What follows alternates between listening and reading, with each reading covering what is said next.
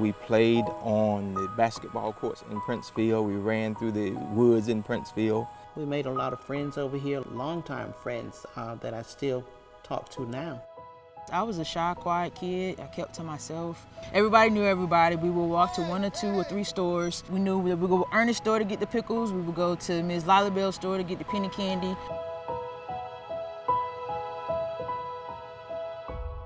I don't want to live here again. More than 3 million people have been told to evacuate this storm. Closer to North Carolina than it has been in the past few tracks. These are people's personal items on the side of the road now, all thanks to Hurricane Matthew. It's supposed to have been a 100-year flood. It happened again 16 years later. It is a major hurricane, a Category 4, just on the verge of becoming a Category 5. I learned that politics dictates a lot of what happens in your city. We've been trying to change hearts for how many years now?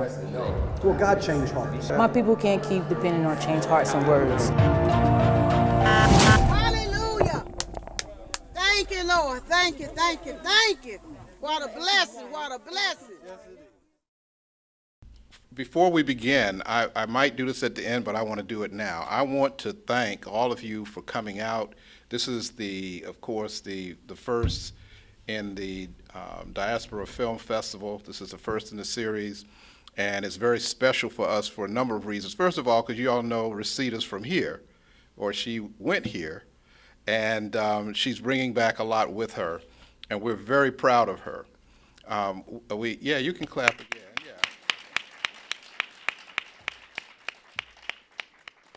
And fortunately, Tassara is also here, and Tassara is also special for us. Tassara worked at the Stone Center for 4 years, am I correct? 2? It just seemed longer, you know.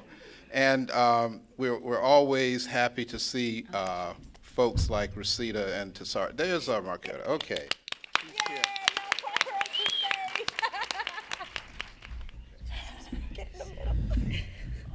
We do want to thank Kappa Omicron chapter of Delta Sigma Theta for co-sponsoring, taking on the tables, and doing a lot of the work behind the scenes. We also want to thank Oasis, who also helped to spread the word, and very, very, very thankful for other members of the Stone Center staff. We'll talk about them a little bit before we end. But what we want to do now is we want to stop, and we want to introduce the panelists, and we also want you to have an opportunity to engage with them. So first, to my far right, Professor Danielle Purifoy, who I now remember meeting. You reminded me, and I remember everything now.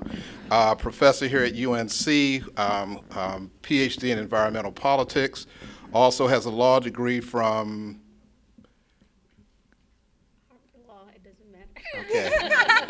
Okay, okay.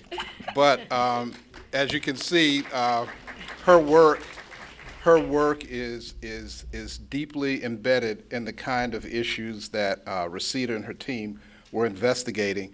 And what's important for us now is that we have somebody who has her depth of experience looking at these kinds of issues. So we're very happy not only to have you here, but to have you, period. It's wonderful to know that we have that kind of expertise out there. All right.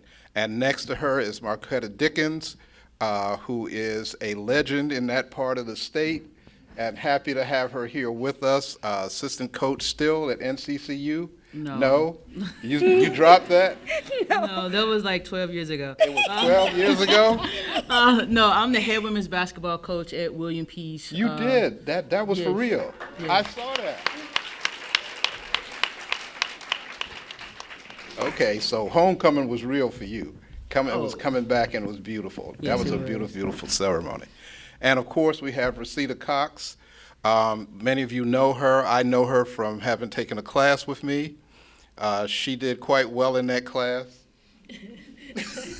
And one of the wonderful joys, as Danielle will tell you, is to see students who leave, and I had no idea you had this in you.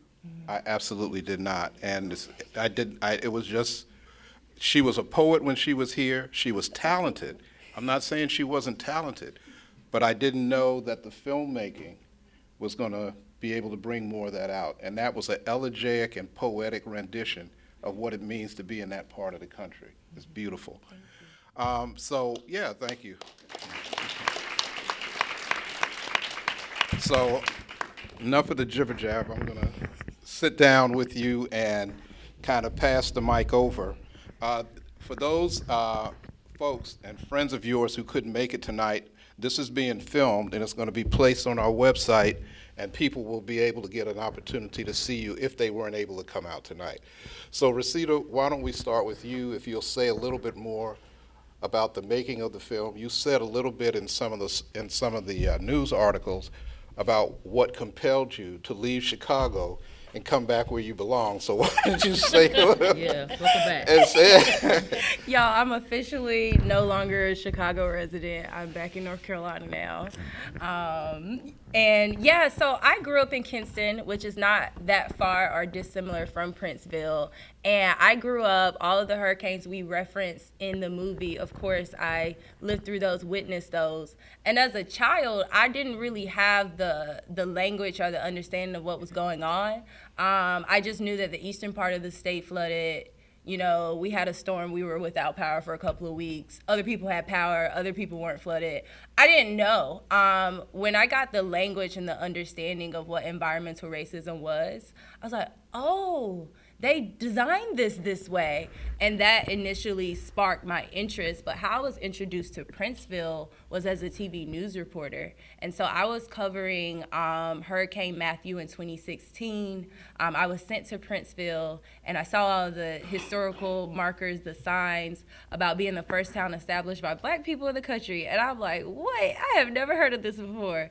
And I knew at the moment that Princeville required, deserved a longer and a more considerate story than what we're able to tell in TV news. I left TV news because of that.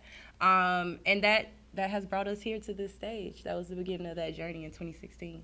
Wonderful, thank you. So Marquetta, you loom large in that film, and I'm telling you, I would not have wanted to be a politician in the room. No, literally every time it's hard for me not to talk while I'm filming because I can chat, y'all. And so every time he would say something that I wanted to be like, hold up. Marquetta said exactly what I was about to say. And I was like, let me just let her handle it. I'm just hoping that you didn't leave the best stuff on the cutting room floor, because you could see her holding back. But I can tell you, it was once again kind of filling to see you speak up for the hometown. Can you say a little bit about what the film has allowed you to do, what it's allowed you to see, and maybe some of the other kinds of things that kind of impelled you to be a part of this? Wow, I don't even know where to start. I think for me, the film has allowed me to see that like the work that we're putting in is not in vain, first and foremost. And Resita has done a beautiful job of telling a story in a way that, you know, the people who are from Princeville have been articulating from the beginning of times. You know what I mean? And I think that for me, honestly, people say this to me all the time, and I know Leah's over there just about waiting for me to say it, but I am a very humble person, and the work that I do it from my heart, and it's very genuine, and I don't look for praise. I don't look for accolades. I just want to get it done, you know, because I'm from there. Like, that's my hometown. Like, my family's still there. My family's been in Princeville for 100 years. And so for me, it's just doing this out of survival and a necessity. It's not for accolades or show, but to see that other people appreciate the history, because it's not just, it's not Black history, it's American history. You know what I mean? And if it was Jamestown, it would be respected in a much different way. And I'm happy to see that the film is allowing Princeville to be seen in a different light so that it can garner the respect and the awareness around these issues that it has.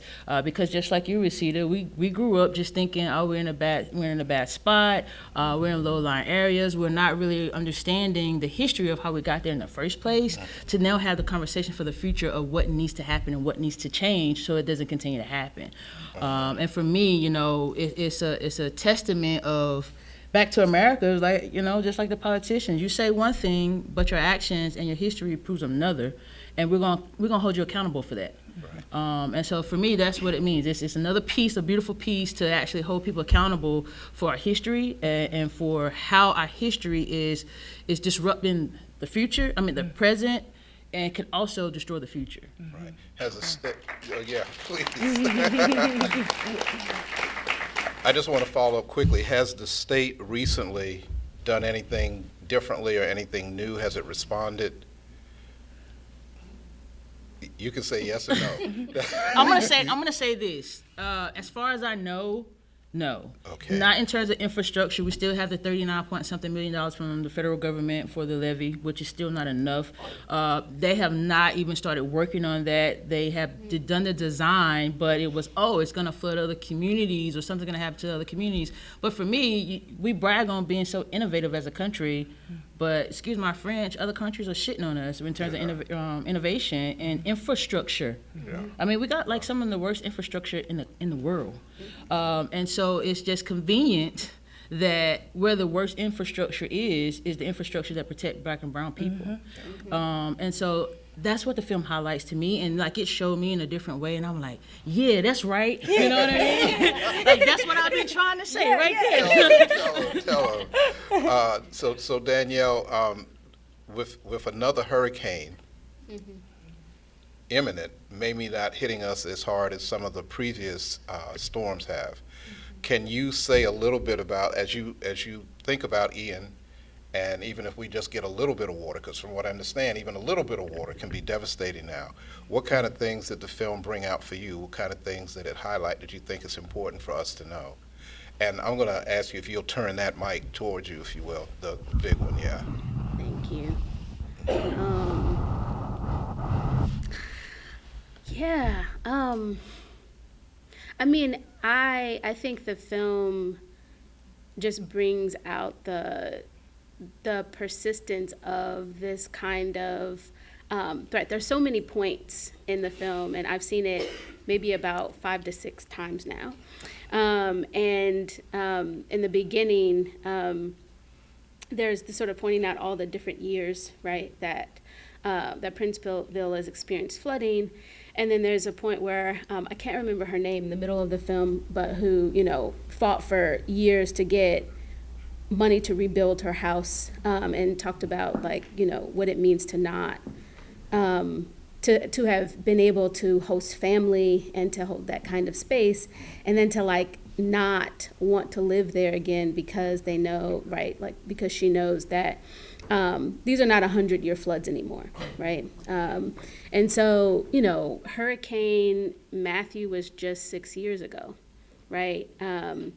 And before then, I mean, I remember I grew up in Durham, and so I remember when Floyd hit in '99, and then there was fear of what was going to happen with Hurricane Florence, right, in 2018, and Princeville kind of got, skirted a little bit, but then you saw places like New Bern, right, Black communities outside of New Bern near Wilmington, that got devastated by that. And then also Kinston, right, in 2016 as well got really devastated.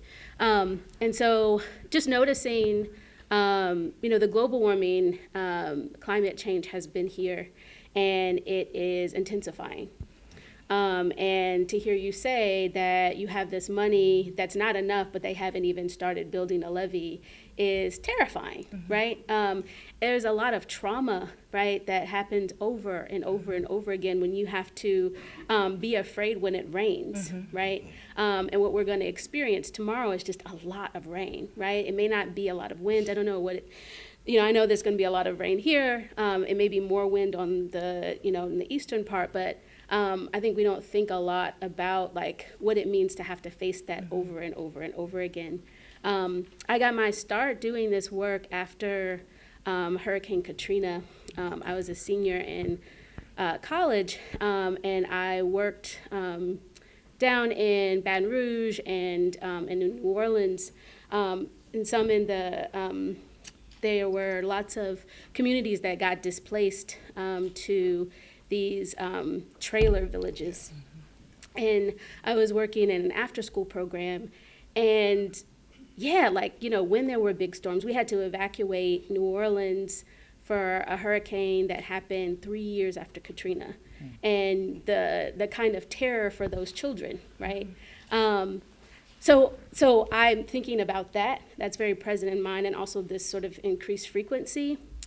The other thing I'm thinking about is just, you know, there's not a ton of academic scholarship on Princeville, but that the scholarship that exists tells this really consistent story about people like Marquetta, right? Like generations of people like Marquetta being like, we're not giving up on this town, right? Like, this is our space. We will figure it out. And it's also a repetitive story of the state not doing anything, right? Not doing very little to nothing to help. There was a comparison, I remember, when Katrina happened, of the federal response to Katrina versus Hurricane Floyd.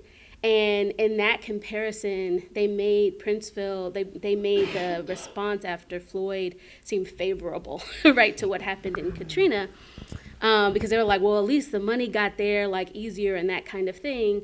But like, how is that response viable, right, when in 2016 this happens all over again, right? So, so that's why I'm like super inspired by the work Marquetta and the Freedom Org, because it's also a story that I see across a whole bunch of Black towns, which is that the community has always found a way to do things for itself, to create the kind of interpersonal networks and infrastructures, right, the human infrastructures.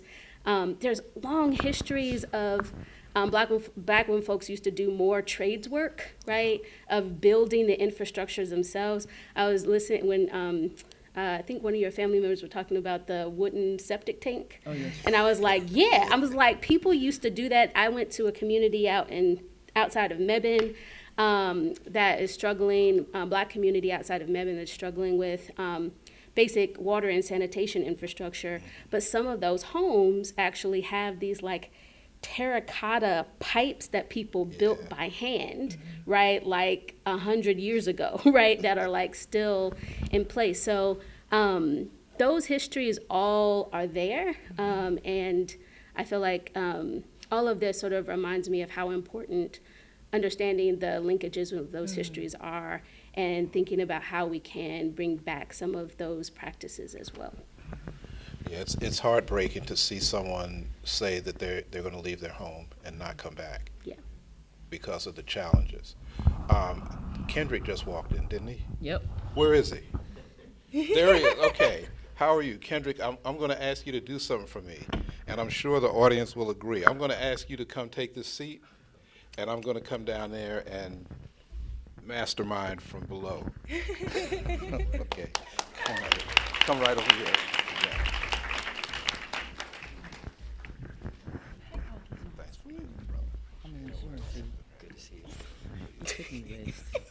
So what we'll do now is we'll take questions from the audience. Before we do that, I gotta. Please. So you all watched Homecoming, right? So one of our interns goes to UNC, and she's here tonight, and I'm gonna put you on the spot, because if it was not for her, Lord, I don't know, I don't know what we would have did. So Brittany, thank you for all you've done. Appreciate you. So yeah. But it's really cold today. I got my Princeville Homecoming shirt on under this. All right. I couldn't even get a shirt. I need to. We got you. Okay. We got you. So we'll take any questions that you might have for the panelists. Just raise your hand, and I'll recognize you. Go right ahead. Stand up. Hello. My name is Selena. I really enjoyed the film and all of y'all's insight. I think in recent years there's been kind of a coding of the environmental justice movement as being kind of a white-centered movement. And I just wanted to know how y'all think that the movie and the work of Princeville and Surrey Warren County pushes back against that narrative. I think that everything is like, thank you for that question. I don't know if it was directed toward me, but I'm gonna answer. I think everything is being coded to like, white people co-op everything. And for me, I went to UNC. I went to public schools in North Carolina. I didn't know about all of the rich history, the black rich history that existed here, literally until I left. And so when we think about environmental justice, it's so impossible for them to rewrite that because the movement was founded like here in Warwick County by black folks, majority black folks who were organizing simply to say we don't want this stuff in our community, and that's where you started. And so I don't really like worry or fret when like white folks are trying to co-opt things because it's just like you said, like when you look at the stories and the history, it's we have been the people showing up for us, and we've been showing up for ourselves in literally all areas, including environmental. So. Any other? I co-sign. Okay. Go right ahead, please. Thank you so much for the film and the work, Debbie Stroman, UNC professor. So we have a lot of young people here tonight. So knowing what you know now in your different fields, what would you recommend? As in, what would you do over? What classes would you take, or what experiences would you have?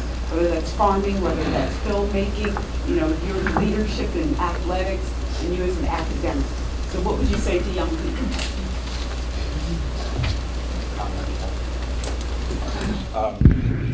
So some advice I would give to the younger generation is pretty much to just get creative as possible, and stay creative.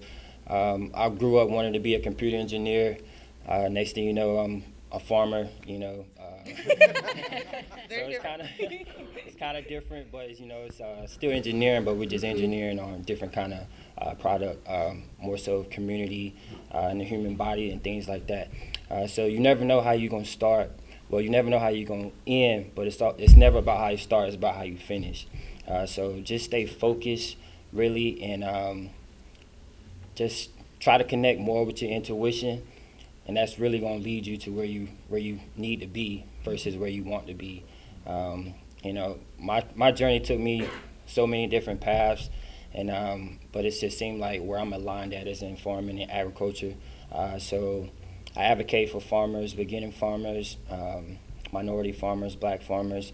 So I just think it's important for us all to get back to the land, because that's where a lot of the healing is at. And I think as a culture and a community, that's what we need the most. We need healing, and we also need organic produce and great leaders and things like that. So I would just say look into agriculture and farming. It's under 2% black farmers in America. So when we really talk about impact and creating new changes, I think it's easier to start in farming and agriculture because that we can see where the data and statistics is going to change dramatically. So that's just a little bit where my focus is and where our agriculture department focus is. So that's kind of where I advocate for. But agriculture is very important. Everybody knows we got to eat 3 to 5 times a day. Depends on how much you eat. So we need farmers. We need farmers, and we need organic produce and things like that. So I would say to thine own self be true. First and foremost, it took me a while.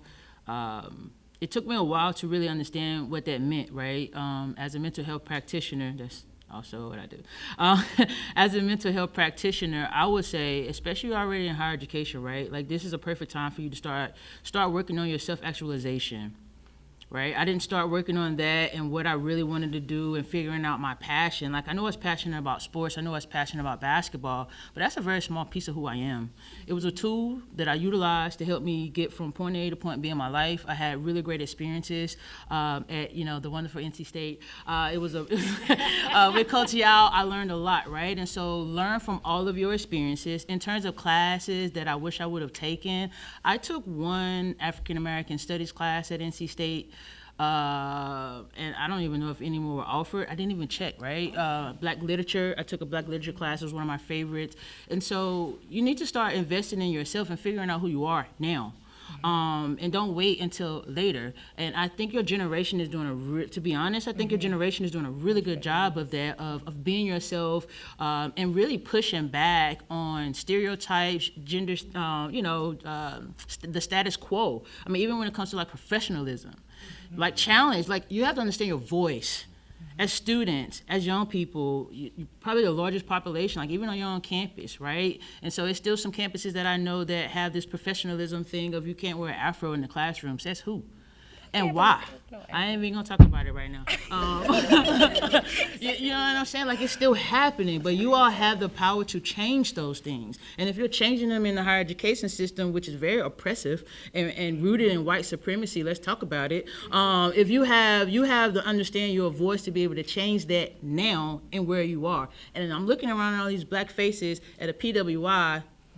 You pay to go here, use your voice and learn how to advocate for yourself. You know what I'm saying? Don't allow life to continue to happen to you, you know? And that's what I felt like my community had gotten complacent with. Man, it's just happening. It's gonna keep happening. It was like, nah, why is it happening? Why I can't wear my natural hair in your classroom? Tell me, sis. You know, tell me, bro, why? You know, and if they can't tell you, well, let me talk to the dean. Let's figure this out. Let's talk to, let's get an affinity group together. Because my voice is one voice, but when this film was made, it was everybody's voices. It wasn't Marquetta anymore.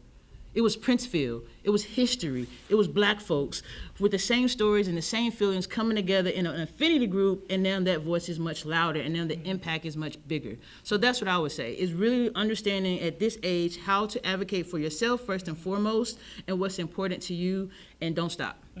It's like, don't stop. Don't let anybody tell you no. You know what I'm saying? Like, y'all see me talking trash to, I won't even say talking trash. I'm a factual person. My feelings are based on facts. You know what I'm saying? and that's just who I am. I will also say, always have multiple bags. Because if you're going to go into corporate America and they're going to want you to conform and assimilate, and you're saying, no, I'm not going to do that, they still have the right. They reserve that right to still kick you off the job. So you still have to have that job security. I got that job security. So when I'm on campus, I say what I need to say because that's who I am. I know who I am. I have value in who I am, and nobody's going to silence me, period. Otherwise, for myself, and that's, again, self-actualization, that's because I realized that over 20-something years of my life, I hid a huge part of myself, and that was my sexual orientation. So shout out to my wife for being here. Hi, wife. We've been married for 9 years now, and so at that point, it's like, I'm being myself, my family loves me, like, I don't care what nobody else coming to say, like, we're gonna do what we need to do, and I love my people, and I'm down for, I love being the voice of the voiceless, because for so long I was that person, and so I know and I understand how it feels, and so if you've ever been that person, think about being something bigger for yourself and for the generations to come behind you. Because the Alpha generation is ready. These babies, these COVID babies are different. So, yeah. They are different. I'll add something to that. As a UNC alum, one of my, I wouldn't call it a regret, but one of the things that I wish I did more was leave campus and recognize that Chapel Hill is not just UNC-Chapel Hill, and that there was a community here, and there is still a community here that has a very interesting and complex relationship with the university. I wish I would have participated more in the community of Chapel Hill. I realized that once I graduated, I was just like, oh, I spent all of my time pouring into campus orgs, and that's important, but there's a world outside of our Chapel Hill bubble, like, believe it or not. And the faster you can break out of that, I think there's so much you learn. There's so much you learn in a classroom, right? But there's so much you learn being in community, and that can't be taught. You just got to go out and find that community and be like, hey, y'all, I'm here now. Like, can we work? But yeah, that's my advice. Other questions? Yes, go ahead, please. Hi everyone, I'm Destiny. Thank you so much for such a powerful and very moving film. I just had a question about how can a student like myself get involved almost immediately in communities like this? I mean, like, do I have to labor it? I don't know how I will learn. Is it fundraising? Is it getting media? This is something, if we're going to sit here and wait for the government to do something, we're going to be waiting until that kingdom comes. I want to start immediately. And if that's something that you have any idea how you can do that, I would love to take this business suit off and go get out there. Any advice? You pointing at me? I'm just pointing at us. Like, okay. just like get my email, get Marquetta's email. We got some community work for you to do. Like, for sure. For sure. And like finding organizations that pull at your heartstring and reaching out to those people. So if Freedom Org is one of those organizations, we got you. We got you. And Brittany can be in a testament. Is that D'Angela beside you? Hey, girl! So D'Angela was also one of our interns. We do internships, a paid internship, I might add. Right. Here through UNC. So that is an opportunity as well. It's very competitive. So that's not competitive on our end. We just go through the resumes. We don't pay you. That's through somebody else. Yeah, the credit union. But we do make the selections. However, we're not limited to that. One of the things about Freedom Org is we want to pour into our young people and to give those opportunities because Kendrick and I and Turquoise is playing. Our succession plan is already set, baby. We are ready to sit on the board and allow our young people to push this movement because you have the energy, you have the innovation, like. Those things, you don't have to be, we're not going to be 50-something years old directors and all of that. We got other things that we want to do to help our community. Huh? I said I'm retiring at 45. Oh, 45. Yeah. So we're going to need new filmmakers to tell the story. You know what I'm saying? Because one of the things that we found in especially nonprofits and even in our Black nonprofits is that you have gatekeepers. Oh, see? They felt it. And everybody feels that, and we don't want to be those old people. Right. Like we're not old right now. We're getting there. I may look young, but y'all, I'm 37. The gasping. Yeah, I'm 37. I'm 37 years old. And so my plan is to really be out. And this is something that we talk to our interns about all the time. Show up, give us your best, because we're always looking for people to plug and play. And so, long story short, we got you. If that's something that you want to do, even if it's not Freedom, we'll help you find organizations that pull at your heartstring where you can be impactful. And there are orgs close to Chapel Hill. We did a virtual screening with the North Carolina Environmental Justice Network. They're a coalition, a Black-ran coalition of organizers, people who have been organizing environmental justice for their entire lives. And they're having a summit in October. Is October today? Yeah, they having a summit this month. You're on the board. Yes. I'm over there talking. You talking.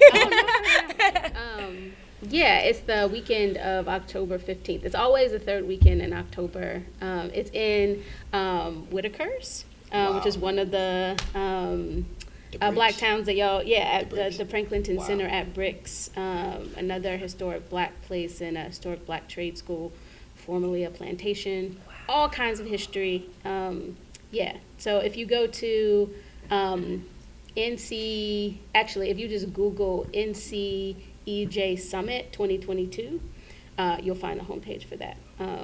But it'll be the third weekend in October, and I hope some of y'all are able to come. Okay. I'm 37 too, by the way. Go ahead. Go right ahead. What's your question, please? Yes. I'll come back to you. Why don't you go ahead and start, and then I'll come. Oh yeah, I don't. You go ahead and start, and then I'll go to the back again, please. Hi, my name is Cindy. I was just curious, with all the pushback from politicians and really the historical inaction, do you think the pathway forward now is more abolition than reform? Because I know we talk about it a lot, especially with social justice issues, that systems are broken. They're working the way that they were intended to. And I was just curious, what do you think the pathway forward is? I mean, obviously we have to work with people in power to get things done because that's the way that they orchestrate these systems. But I think there's something to be said to, of course, figuratively burning it to the ground. Let me not decide it right.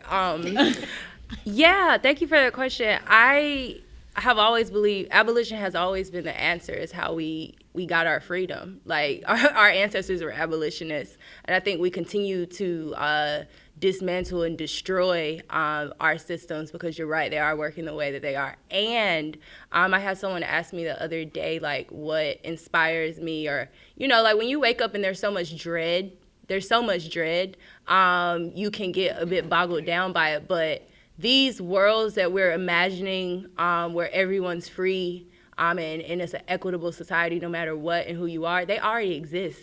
And they exist in, like, the Freedom Org. They exist in, like, North Carolina Environmental Justice Network. Like, these are orgs and community groups that are already, as you mentioned at the beginning of this, like, leading with the culture of care and concern with everyone in their community. And so I believe that if we just zoom in a little bit, we'll see that we already have, like, little pockets of abolition popping up. Like, I don't remember the last time I called the cops. I don't call the cops when I have an emergency. I call someone else. And I think that I know that is abolition. And as we continue to, like, focus on the smaller bubbles, I think eventually we'll get to a bigger bubble of completely, you know, burning it all down. Yeah. Speaking of burning it down, I always use the analogy of like a bomb. Like, just from a perspective standpoint, my grandmother's in that film. She was the mayor of Princeville during the time of Floyd. So I actually come up under respectable politics, right? But my other side of the family are, like, real thugs. And so I got this nice balance and mix. It's a really good balance. It is. But I think of it like a bomb, right? When you're going in and you're trying to, what's the word I'm looking for? It's not detonate, because that is definitely not the word. Disassemble a bomb. And you got all of these wires. If you do not understand that bomb and that structure, and you pull the wrong wire, what's gonna happen? You're gonna blow yourself up. You feel what I'm saying? So for me, you know, when people say, oh, we don't care about the system, forget the system, like, nah, you need to learn it. You need to understand it. That's the only way you can get in and really disrupt it the way that you do. I'm in higher education for a reason. I don't have to be, but I am for a reason. I got into development for a reason. Right? I didn't get into assimilate. Mm-hmm. That's what I mean by be yourself. If you show up, because y'all going places. You feel what I'm saying? Y'all going places, y'all gonna be leading companies, y'all gonna be leading your own companies, you're gonna be leading other people's company, and they're gonna want you because of your cultural experiences and who you are and how you show up. Well, give them that. Mm-hmm. Make people, challenge people in their thoughts. I would say that most people genuinely want to be good people and they want to figure it out, right? And if you don't challenge people on that, then they won't do that. They can always hide behind this veil of, oh, I didn't know. It was just, you know, like, nah, you should know. And if you don't know, I'm going to tell you. Now you can't say you know any longer. And if we can't change this, then I'm out. Mm-hmm. You know? And so for me, it is you have to first understand the systems in a bit. And this is, and I'm laughing at Kendrick because we talk about this stuff all the time, right? Like something as simple as contracts. Stop laughing. Something as simple as contracts, right? At first, we're just like, okay, I'm sorry. I'm a lighthearted person, especially when it comes to stuff like this, because my armpits are sweating right now, so I use humor a lot. So he's like, okay, Dr. Umar, raise your hand if you know Dr. Umar. All right, bet. All right, so Dr. Umar has this thing, and he's like, talking about contracts. He's like, why do we need these white man's paperwork? I'm not about to play with you, Marquetta. No, but seriously. But it's like, then we run into situations like, oh, we are still working and navigating within this system where we need it. And so we have to understand. Now it's a matter of understanding the contract, who writes the contract, what we want in the contract, how we negotiate the contract to still get what we want as our LLCs and our nonprofit, to still make sure that it's equitable and making sure that we're aligning with people whose visions are like ours. You have no idea how many times people have come to us as individuals and as an organization with, oh, we're so aligned, but then they have the most oppressive like policies, all of this stuff. And now we're to the point, we're like, oh, nah, we don't have to work with you. We don't need to work with you. We will bootstrap ourselves to the end of times if we have to. But what has started to happen is the more we have said no, the more opportunities with people and organizations that we actually align with have shown up. And so us saying no cuts off some of that space, you know, and room for other people to come in. So, you know, going back to what you can do is, number one, be yourself. Don't be afraid to disrupt the system, but don't burn yourself down in the building. Okay. Go ahead, please, Kendrick, please. Yeah, I think it's totally important to have awareness of the system and know about it, and you know how you can utilize it for our good. You know, because it's a lot of loopholes in it that other people has been able to take advantage of to really create generational wealth and things like that. So it's really just about learning it and learning where you fit in, because we talk about radicals and things like that, people being extremists and abolitionists. Like, that's what farmers always have been. You know, growing your own food is showing the system, like, we don't need you, you know. So knowing that, and me personally, I love to talk junk. I talk a lot of junk. But over the last few years, I've been having to train myself to just be quiet, you know what I'm saying, just for a little while longer until we're really able to talk our junk and back it up. You know what I'm saying? Because we want to start, you know, black-owned grocery stores and things like that, but where are we getting our food from? Are we getting our food from black farmers, or are we still utilizing white farmers? You know what I'm saying? So if we really have to learn the system and learn how we gonna create our own system within it, you know. And also, you gotta learn the language. You gotta know how to get in those rooms to sit at those tables to be able to bring resources back to your community. So it's really, honestly, about being balanced. You know, staying true to yourself and staying true to your community, but also knowing that somebody's got to get out here and go get the resources. Somebody's got to put on a suit and tie sometimes. Somebody's got to talk a certain way, walk a certain way, you know, but just stay true to who you are and really be passionate about your community and about your family, you know, because as farmers and as, you know, just being, you know, working on the land and in the community, like, the community is everything. And it really starts with family, too. You know, you got your family, then you got your community. And as a man and as a farmer, like, that's really all it's all about to me, you know. And so, yeah, you got to know how to fit in and where you fit in that. We're going to take these last two questions. So we'll To quickly say, I'm with the Carolina Center for Public Service. Brittany, shout out. That's the CQ internship, and that's there. We have 20 of them every summer. Carolina students. You have to be from North Carolina. 2 of them were in Princeville this summer, and this is just, you know, this is an outstanding example of it. They're paid, so check out the center if you're interested in some of that work. Thank you all. Thank you. All right, so you all now know where you can go on campus, Carolina Center for Public Service. Good. Sir, please stand up, and you'll be our last question. My name is Morris Clark. I'm from Scotland, North Carolina. My question is about the founder of Princeville, and specifically how his leadership influence and inform what we should be thinking about and doing, because he had to navigate circumstances more intense than maybe what we are having to navigate today. We all looked at the We all looked at like, I mean, because he was a tradesman, you know, and so I think it goes back to what you said earlier. And I think you should start it off.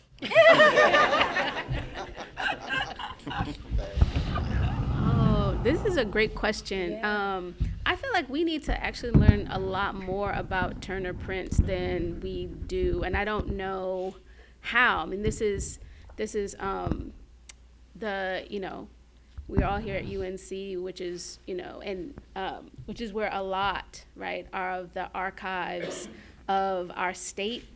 We have a state archive, right, and there's some things about Princeville there, but they're you know, here at this university, we have one of the most extensive archives of places in the U.S. South that there is, and there's so little, right, about these sort of places, much less their founders. So yeah, I mean, you know, what I'll say, as you know, Marquetta was saying, is that, you know, Turner Prince was a tradesman. He built a lot of the first homes that existed in the town before it actually was incorporated as a municipality in 1885. And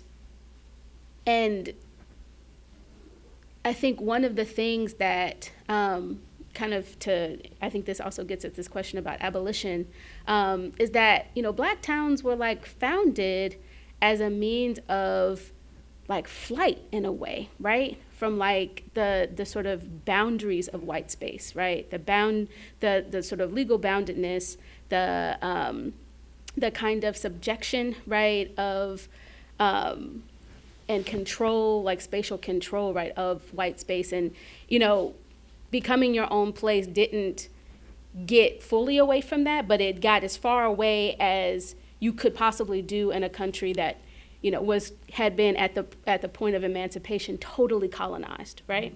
There was no place to escape to that wasn't actually bound by the laws of the United States, or whatever state or province you were in. And so from my understandings from like the archives, from looking at like the early ordinances from Princeville, so much of it was about education, right? Like a huge investment in young folks. There were people who were coming from Jamaica. There was a man named Robert Taylor, who was a teacher from Jamaica who came here, immigrated to Princeville, and worked as a teacher in the town.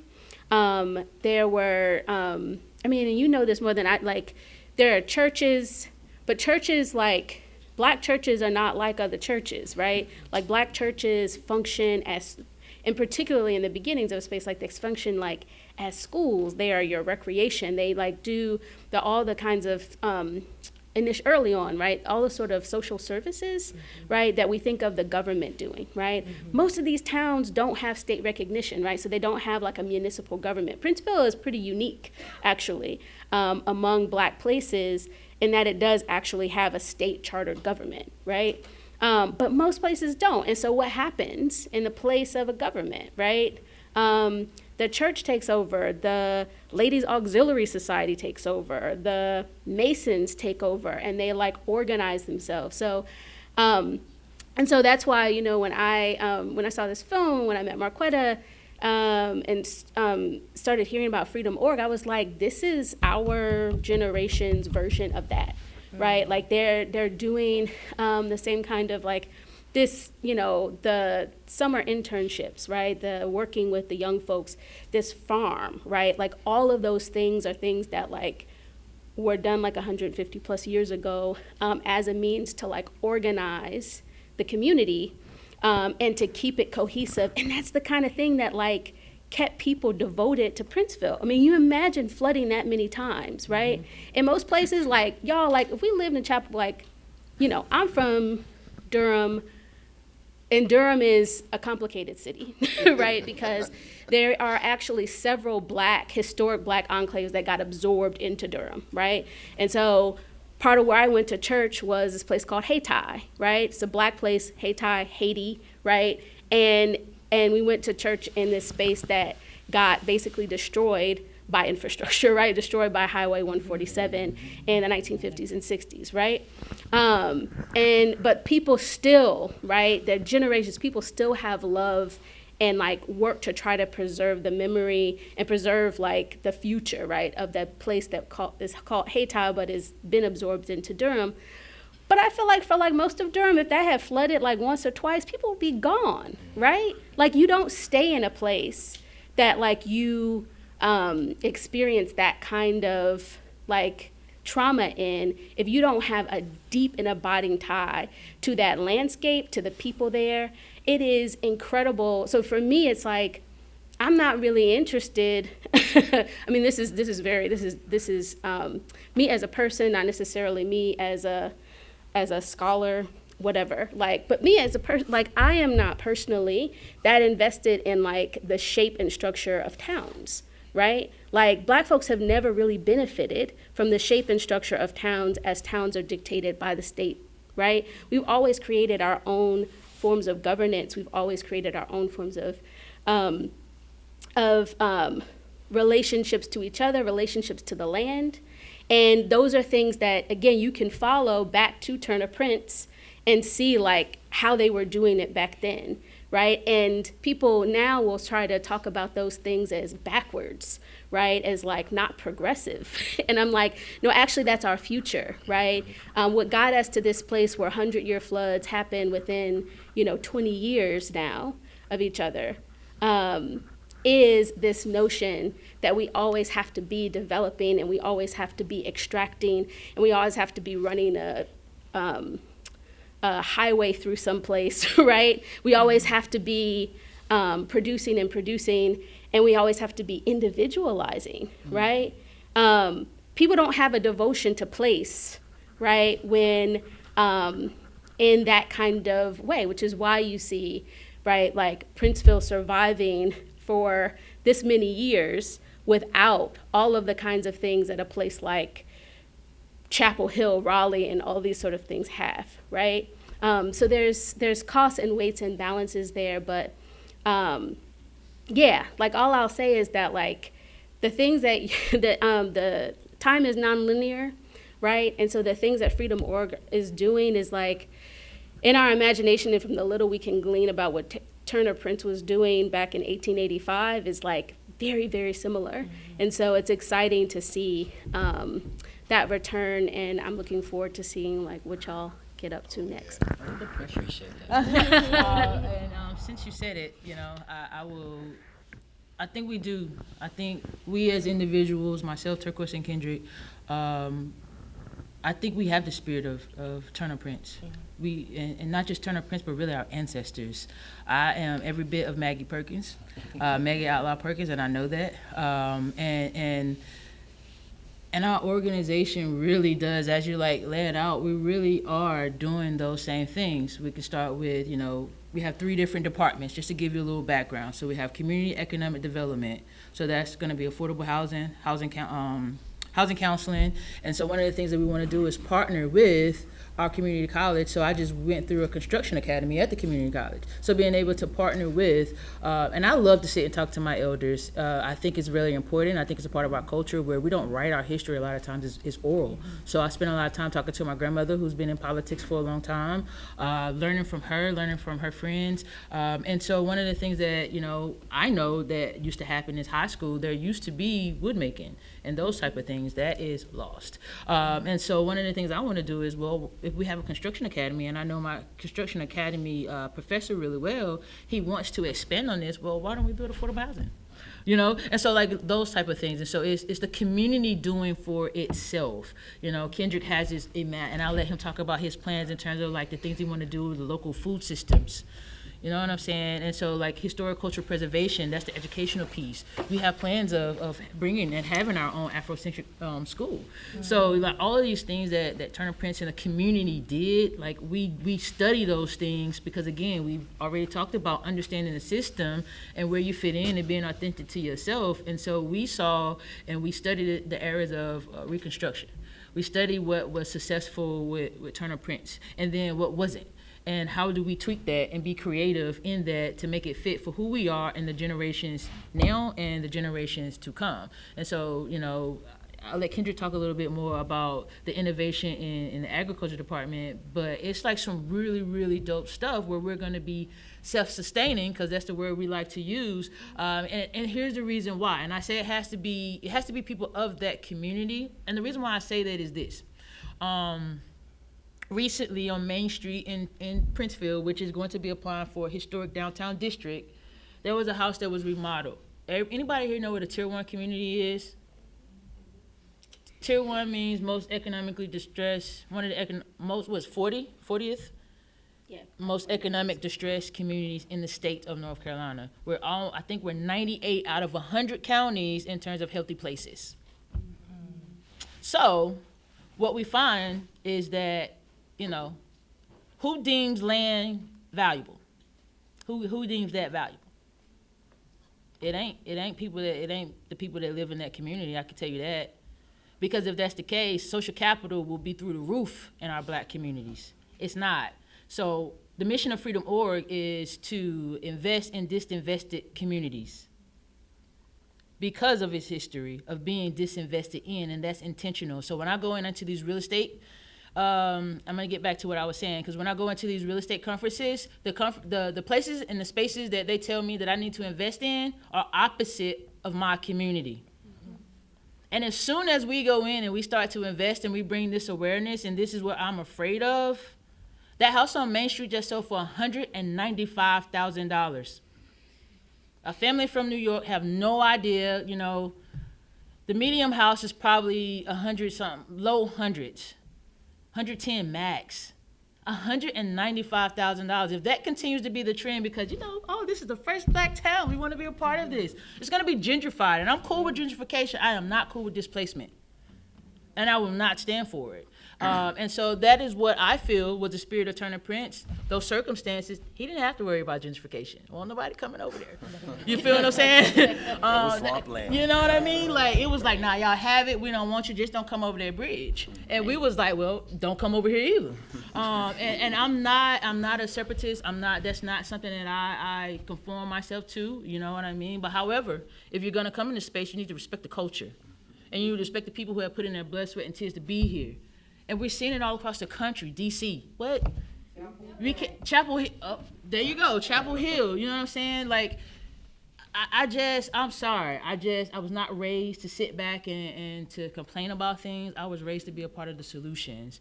And so for me, that's what Turner Prince was. He was like, here's the problem, here's the solutions. And not only did this man build Princeville, he went across the bridge and built Tarboro, downtown.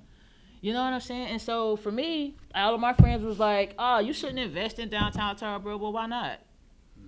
You know, so that building with that Trump sign on it, that's us. That's us now. That's us now. Not before. That's us now. Not when the sign was on it. So yeah. So we're not gonna do too much. Like Kendrick said, we're not gonna keep doing too much talking. It's about doing at this point. You know, we've talked too much. So. Yeah. So real quick, we with our agriculture department, we just pretty much focus on restructuring the local food system, but not just locally, but regionally as well. We have great partners like Just Foods Collaborative, which is the local food council for Edgecombe and Nash County, where it's just mainly about advocating and spreading awareness and getting more info and insights on the Farm Bill and how we can benefit and working with municipalities and using a lot of the funds that's been sitting and channeling through the same pipelines of how we can create new funds for black farmers to really tap into so they can rebuild infrastructure and things like that. So what we do is we just be innovative, you know, just trying to get kids back to the land.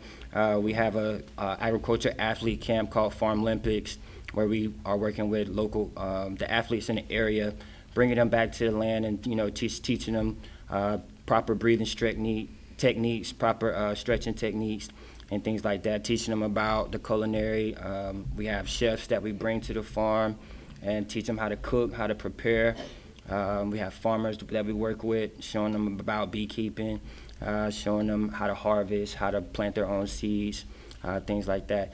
Pretty much everything that we need to survive, you know, and everything that we need to sustain our communities, because it's not more so about where to go to find it, but how can we grow it? You know, how can we grow it ourselves, and how can we really sustain ourselves like that? So we are building a cooperative with black farmers.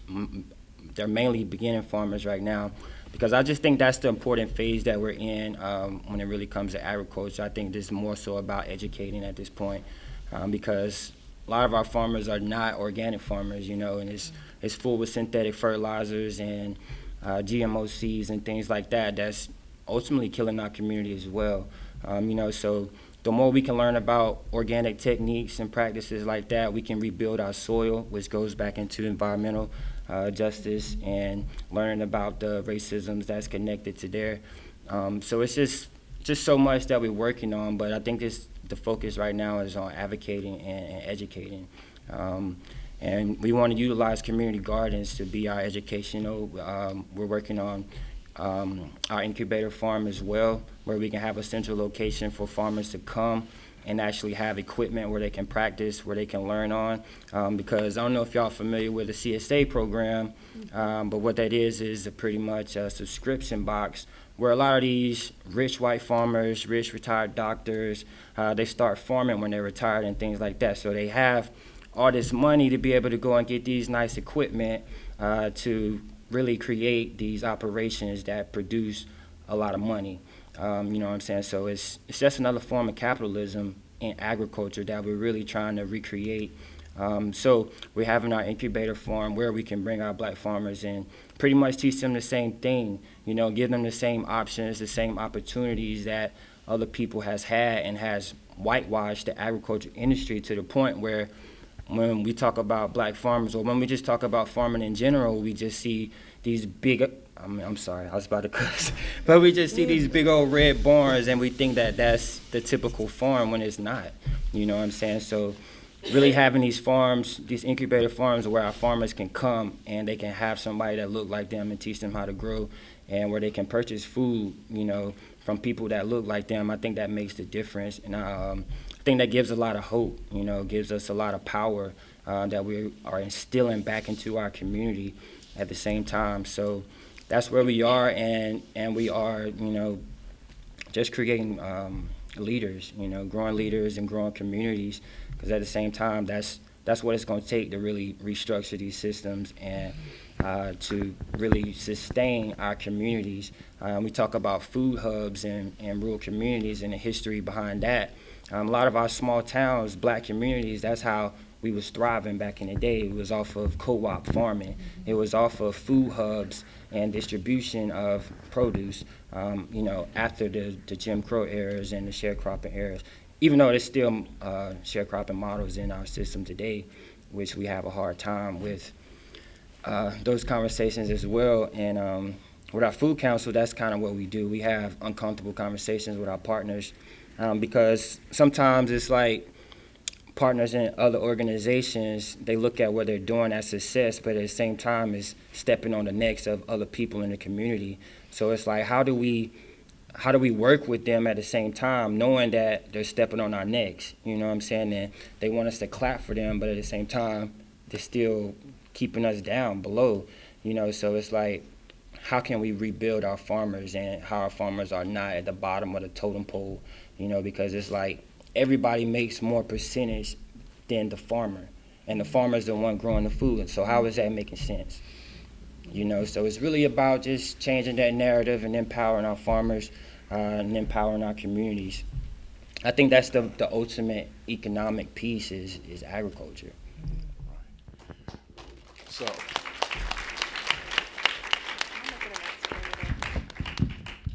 no.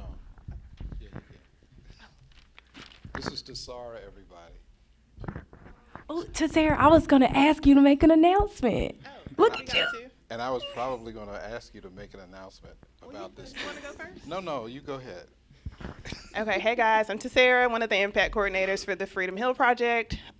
Just want to put a shameless plug out there. We do have a newsletter, so we'll be sending out, you know, a little bit of the information shared, some of the contact info on websites if you want to stay connected with them. So I have a makeshift sign-up sheet in my hand. You can come see me, and then there's one by the exit outside. So just FYI.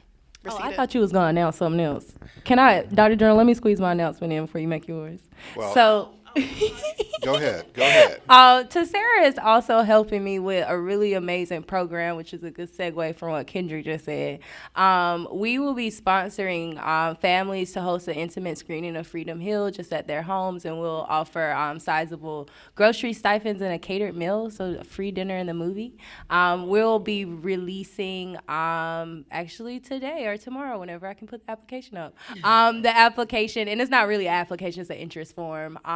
Tomorrow, thefreedomhilldoc.com/impact. If you have family members and you're like, ooh, they would enjoy this, please plug them in, send them the link, and yeah, we're getting that program started as a part of our impact campaign. Yeah.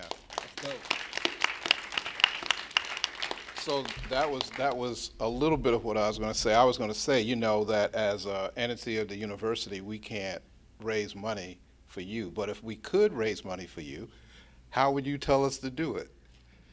Yeah, there's a donation link on that, thefreedomhilldoc.com. We have a really robust impact campaign. As you saw, I put together a camp this summer. I keep saying it went so well, I unfortunately have to do it again. So I'm fundraising for next year. So if you're interested in being involved in any way, even if it's just sending a family member the intimate screening application, even if it's just forwarding our information, our website, the film, the trailer to someone you know, please tap in. Like I said, if anyone wants to get involved, I probably have a job for you, so just come talk to me.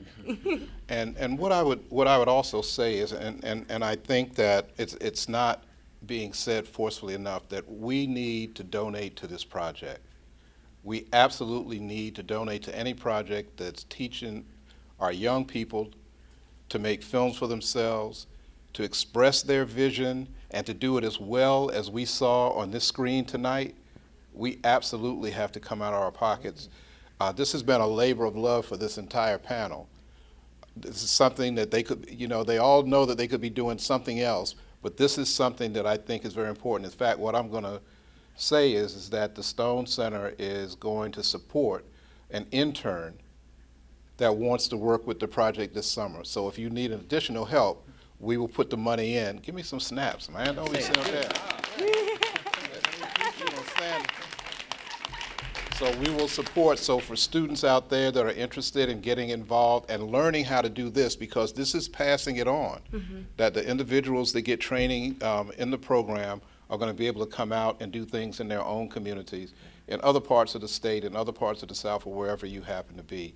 And I think that's what's been so, I guess, impressive for me, that you all give the way you do, and you can tell that you're very, very much involved beyond the technical and the charitable element, that this is a project in solidarity with your communities, and that's what's wonderful about it.